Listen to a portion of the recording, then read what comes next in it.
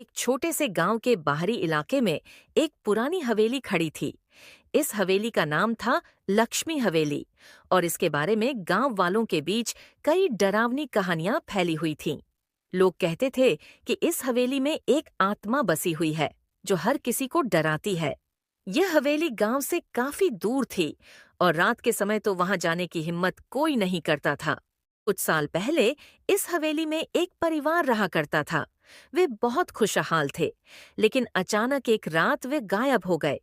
कोई नहीं जानता था कि वे कहाँ गए, लेकिन गांव वाले कहते थे कि उस रात हवेली से डरावनी आवाजें आई थीं और उसके बाद से यह हवेली शापित हो। गांव में एक युवक था जिसका नाम अर्जुन था। वह किसी भी तरह की डरावनी बातों पर विश्वास नहीं करता था। वह हमेशा कहता था, भूत प्रेत सिर्फ कहानियां हैं, कोई असल में नहीं होते।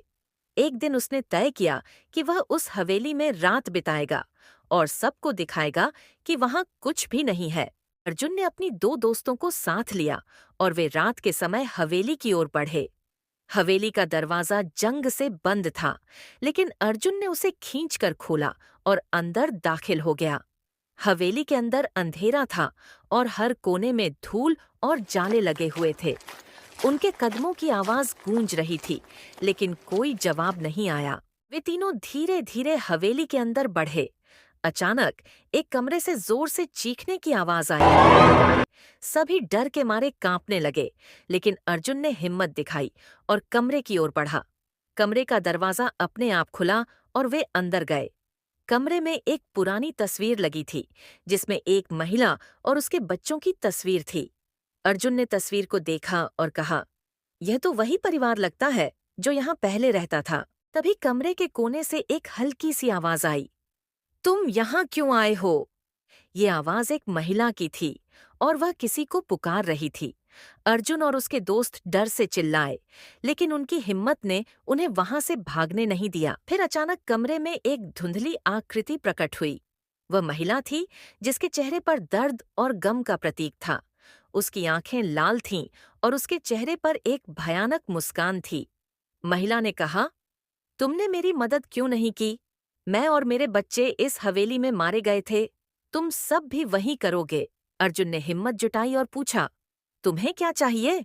महिला ने कहा, मेरे बच्चों का अंतिम संस्कार करो और मेरी आत्मा को शांति मिल जाएगी। अर्जुन और उसके दोस्तों ने समझा कि महिला का आत्मा तभी शांति पाएगा जब उसके बच्चों का अंतिम संस्कार हो। वे हवेली के बगीचे में गए और वहां एक पुराना कूप पाया। कूप के अंदर उन्होंने कुछ पुरानी हड्डियां और एक छोटा सा बक्सा पाया जिसमें महिला और उसके बच्चों की तस्वीरें थीं। जैसे ही अर्जुन ने वह बक्सा महिला को दिखाया, उसकी आत्मा धीरे धीरे गायब हो गई और हवेली में एक अजीब शांति छा गई। अर्जुन और उसके दोस्त हवेली से बाहर आए और सुबह गांव वालों को बताया कि हवेली अब भूतिया नहीं रही। गांव वालों ने उन्हें धन्यवाद कहा और हवेली को फिर से एक शांतिपूर्ण जगह मान लिया। अब वहां कोई डरावनी आवाज नहीं आती थी और वह जगह फिर से सामान्य हो गई थी। लेकिन अर्जुन ने कभी यह नहीं भुलाया कि कभी-कभी हमें किसी की मदद करने के लिए साहस जुटाना पड़ता है, और उस साहस ने एक आत्मा को शांति दी।